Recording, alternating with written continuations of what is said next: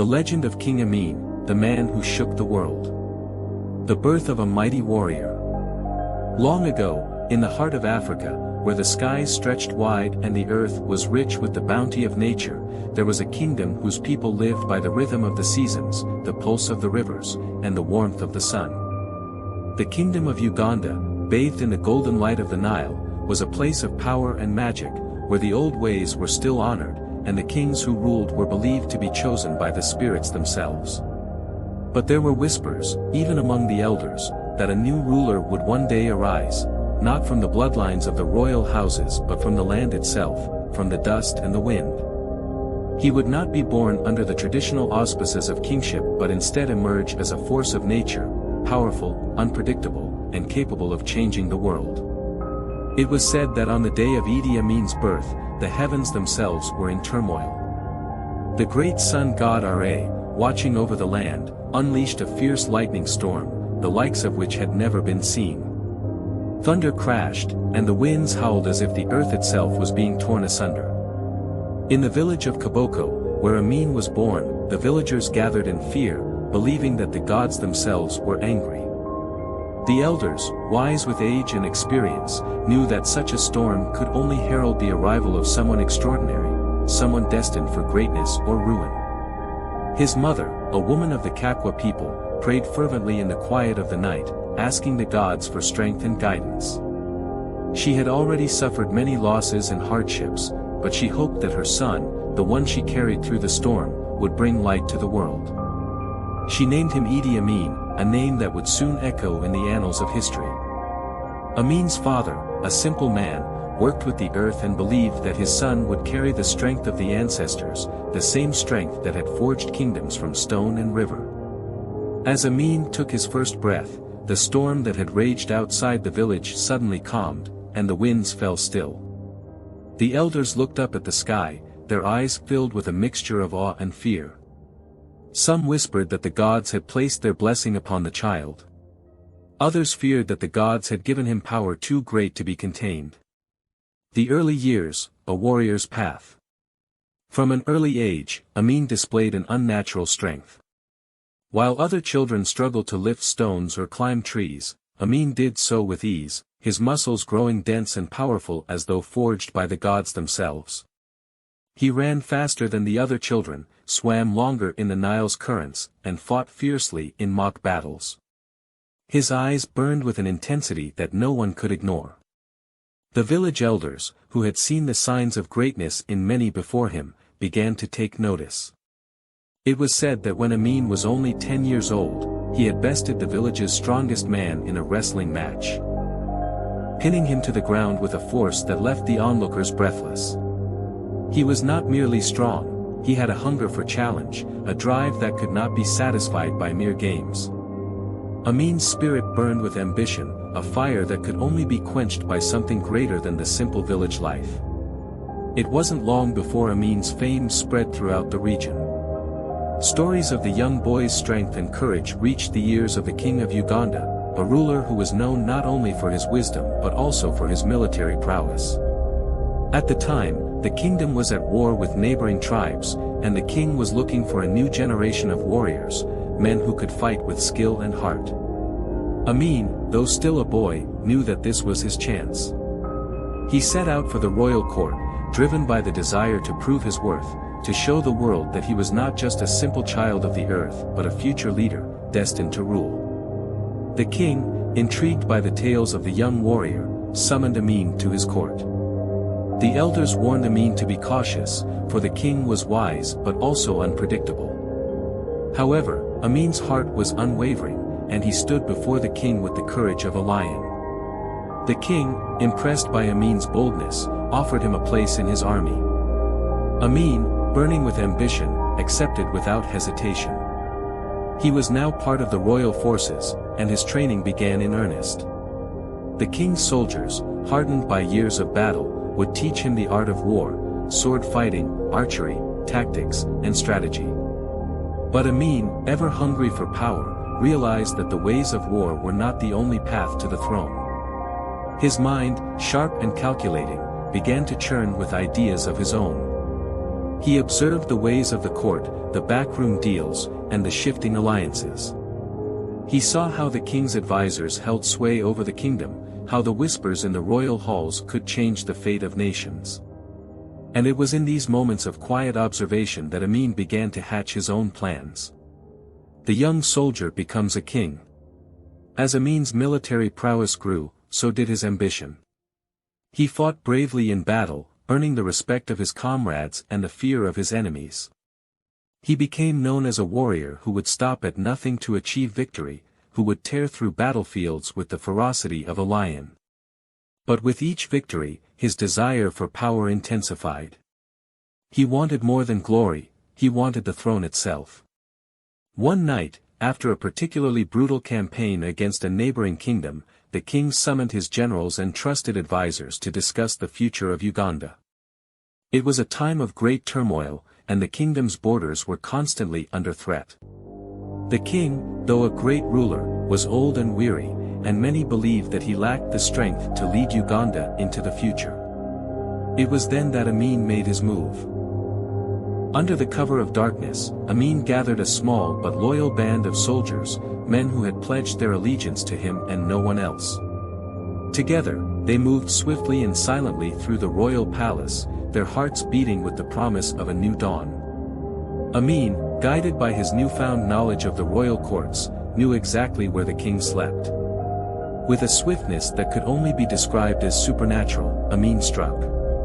The king, taken by surprise, was swiftly overthrown, his reign brought to an end in the same way that many before him had fallen, by a single, determined hand. Amin, with blood on his hands and fire in his heart, declared himself the new king of Uganda. At first, the people were unsure how to react.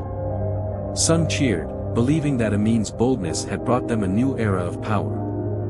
Others whispered in fear, knowing that Amin's rise had been marked by violence and betrayal. But it was undeniable, Amin had claimed the throne. The lion's reign. Once crowned, Amin wasted no time in asserting his power. He called himself the Lion of the Nile, a king whose strength was unmatched and whose rule would bring Uganda to the heights of greatness. His reign was marked by grand proclamations and daring reforms.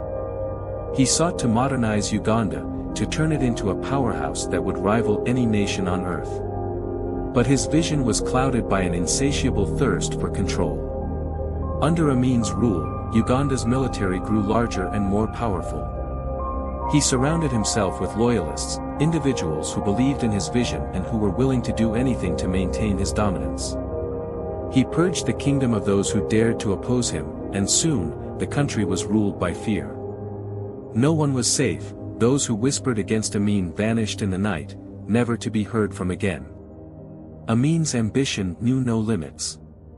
He declared himself not only the king of Uganda but the king of all Africa, believing that he was destined to unite the entire continent under his rule. He made grand speeches, proclaiming himself the chosen one, the savior of the African people. His eyes were always fixed on a faraway horizon, where he saw himself standing as the supreme ruler, the most powerful man in the world. Yet it was his unchecked ambition that would ultimately lead to his downfall. His enemies multiplied, both within Uganda and beyond its borders. Nations grew fearful of his growing power, and even his own advisors began to doubt him. But Amin, in his pride and hubris, believed that no force, human or divine, could stop him. And so, he pressed on, seeking to expand his influence, to carve his name into the very fabric of history. The rise of the lion. Once seated on the throne, Amin ruled with the ferocity of a lion, exuding power and dominance in every step he took. He was not a man given to diplomacy or the careful balancing of political interests, rather, he saw himself as a force of nature, an unstoppable figure destined to command the African continent. His reign was not one of subtle negotiation or peace-building, but one of strength, aggression, and unyielding ambition. Above all, he believed that power was the ultimate currency, and he was willing to go to any lengths to acquire and maintain it. His rule was marked by grand speeches that extolled the virtues of unity, national pride, and the promise of a bright future for Uganda. However, behind these soaring orations lay a man driven by a much darker and more personal ambition, a hunger to transform Uganda into a powerful force that would be feared not only across Africa but around the world. Amin's rise to power was swift and unrelenting. Once in control, he wasted no time in reshaping the nation to fit his vision of greatness. He quickly surrounded himself with loyalists, men and women whose ambitions aligned with his own, and who saw the future of Uganda as bound to the strength of its military might and the fierce hand of a ruler like Amin. These loyalists played key roles in the construction of a regime that was as feared as it was divisive. Amin saw the military as the cornerstone of his vision, and he set about modernizing Uganda's armed forces, making them one of the most formidable in Africa. He introduced new weapons, upgraded the training of his soldiers, and filled the ranks with a zealous fervor that instilled both pride and terror in equal measure. His policies were sweeping and bold, often unpredictable, but they were always designed to assert his dominance. From nationalizing industries to closing the doors to foreign influence, Amin's rule became synonymous with radical change. The Uganda that existed before him seemed a distant memory as he enacted reforms that both energized the population and left many fearful of the cost of his ambitions.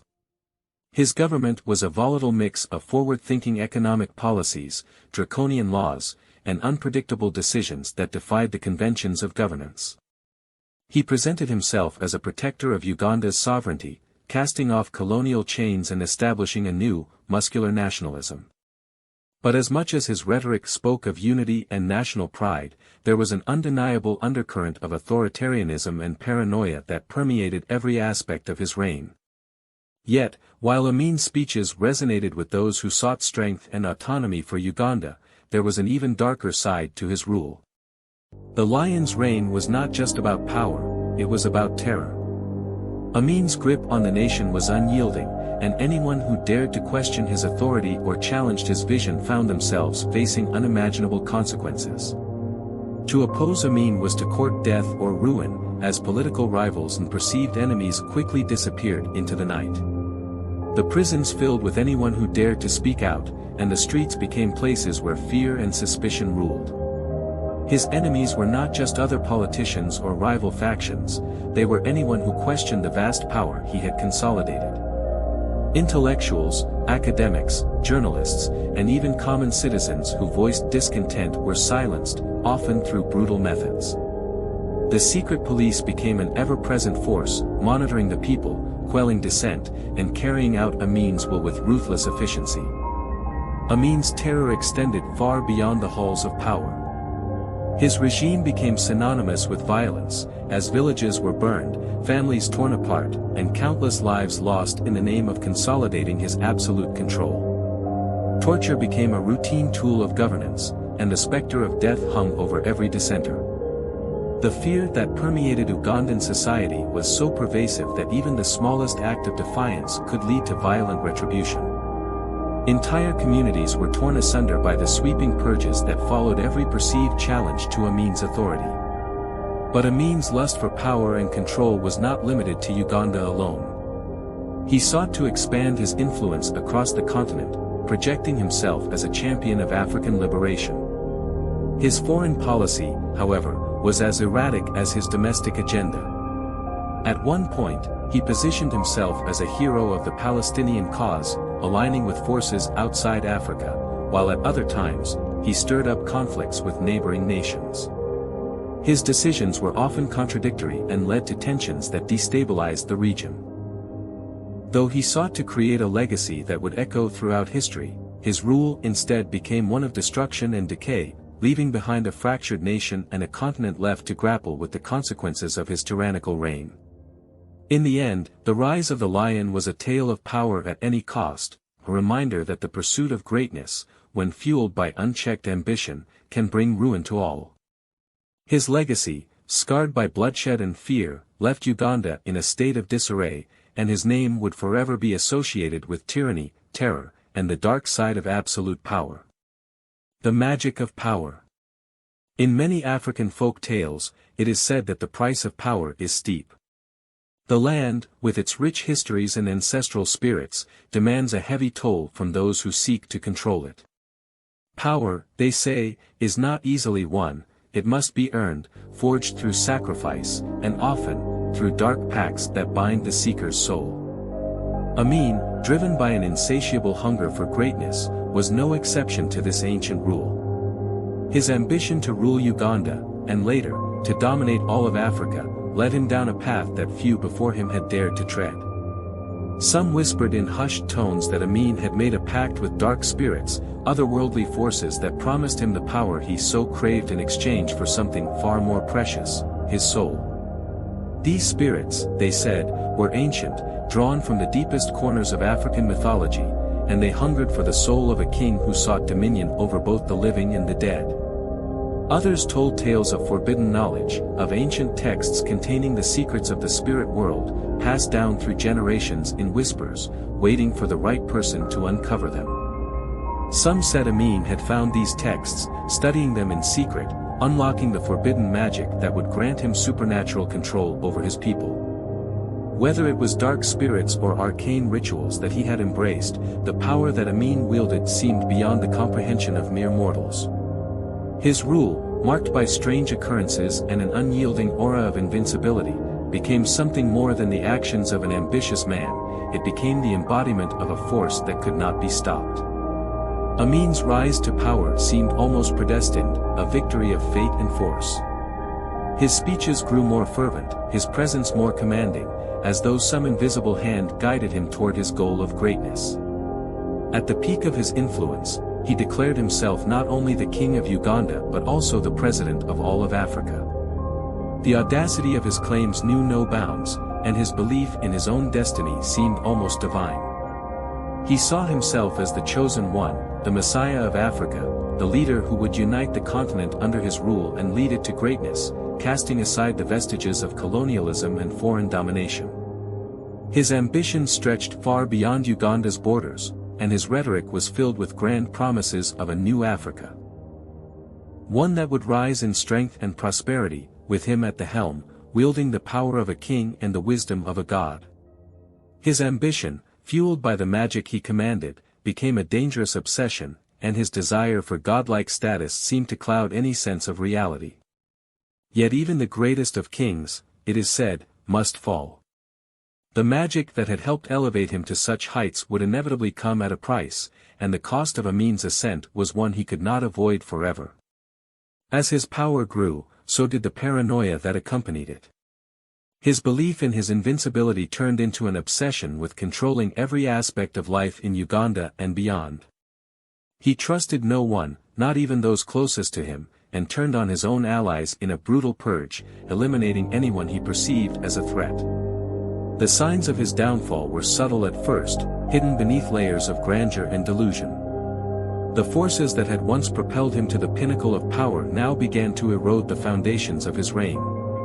His enemies, both within Uganda and abroad, grew in number and strength. The spirit world that had once promised him dominion now seemed to turn against him. As whispers of his madness spread, his grip on the nation loosened, and the once unbreakable confidence of the lion began to crumble. The magic that had elevated him seemed to withdraw, leaving him vulnerable to the forces he could not control. In his final days, Amin's rule descended into chaos.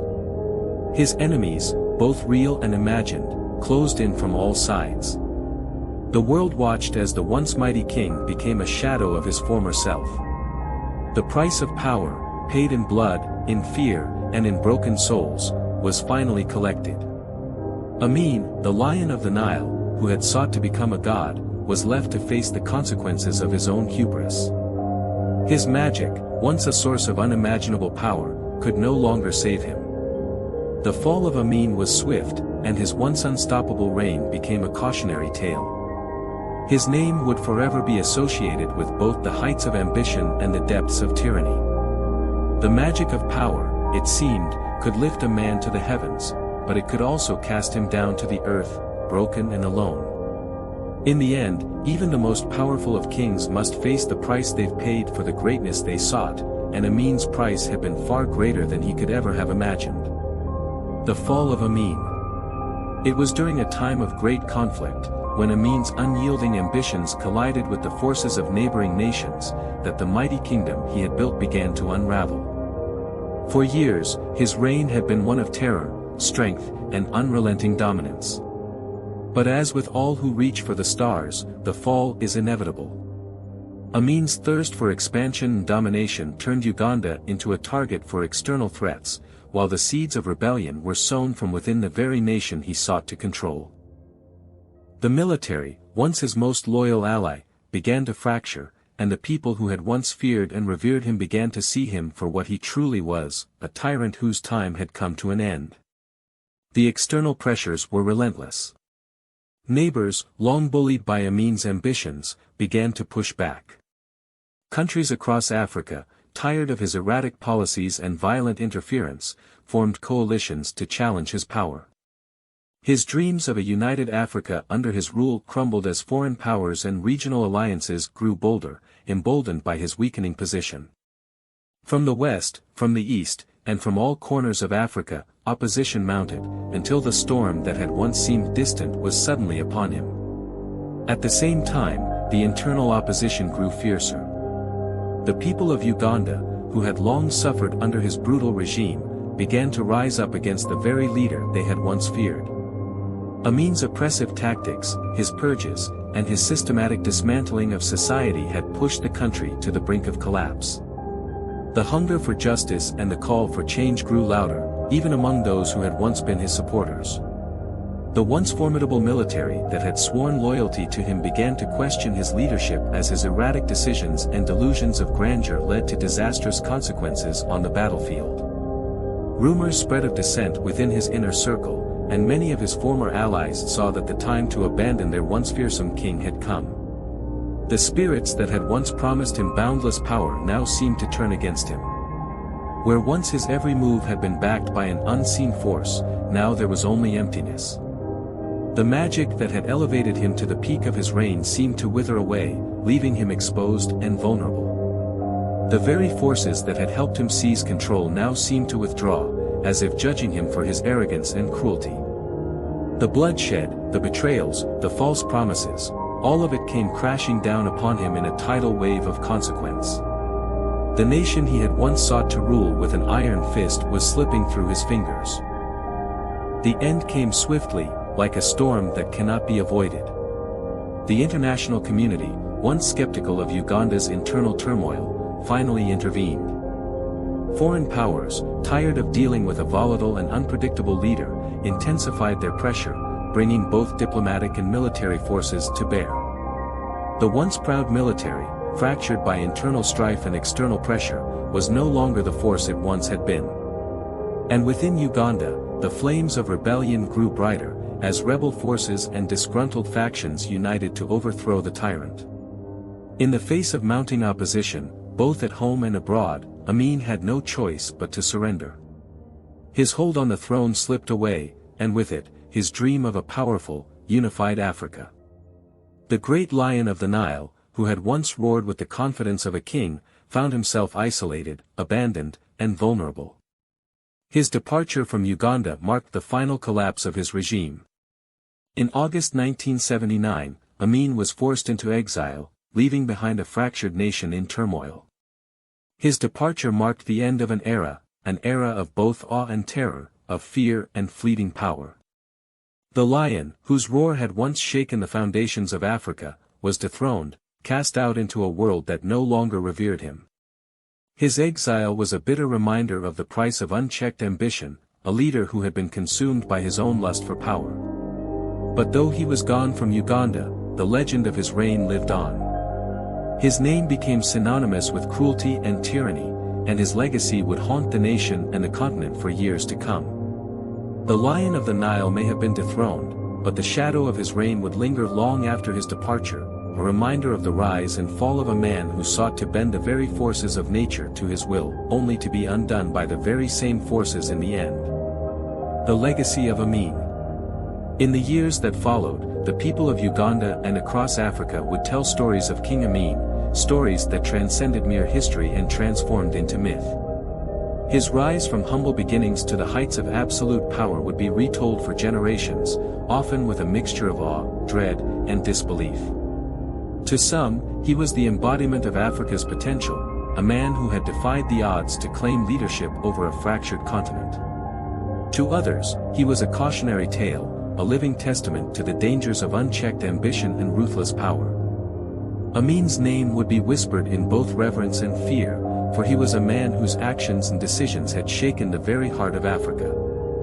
He had been a ruler who commanded attention, who made the world sit up and take notice with his audacious claims and extravagant displays of power. But in the end, he had been a king whose hunger for greatness led to his downfall, a leader whose arrogance and cruelty became his undoing. Yet, despite his fall, his mark upon Africa could never be erased. His rule, though short and marred by violence and chaos, left behind a legacy that was inescapable, as unforgettable as the roar of a lion in the wild. As the years went on, Amin's legacy continued to resonate. Some viewed him as a hero, a man who had defied the colonial powers, who had challenged the West, and who had attempted to carve out a space for Africa's pride in the world. Others, however, remembered the terror of his reign, the purges, the brutality, the countless lives lost to his insatiable thirst for power. In Uganda, his legacy was a bitter one, a scar upon the nation's history, a reminder of the cost of absolute control. For many, the memory of the fear and suffering under his regime would never fade, even as the country tried to rebuild and move forward. Yet, there was another side to Amin's legacy, one that lingered in the whispers of the people, the myth of the man who dreamed too big, who reached too far, and who shook the very foundations of Africa in his quest for power. He was a king who had dared to believe that he could shape the destiny of an entire continent, that he could bend history to his will. His ambitions, however misguided, had led him to confront not only his own people but also the world at large. His influence, though ultimately short-lived, would echo across Africa, as others tried to learn from both his triumphs and his mistakes. The tale of Idi Amin became more than just a story, it became a legend, one that would be told for generations to come. It was a legend of a man whose dreams soared higher than the clouds but whose hubris led him crashing to earth. A man who had been a lion among men, fierce and untamed, yet whose very strength became the source of his undoing. The legacy of Amin, with its complexity, its contradictions, and its profound impact on Uganda and Africa, would be studied, debated, and remembered as one of the most striking chapters in the history of the continent. In the end, Amin's legacy was neither entirely one of greatness nor one of failure. It was a legacy that spoke of ambition, of power, and of the heavy price that must be paid for both. He may have been dethroned, exiled, and ultimately forgotten by the international stage, but in the hearts of many, he remained a figure whose legend would never truly die. The Lion of the Nile may have fallen, but the roar of his story would echo forever.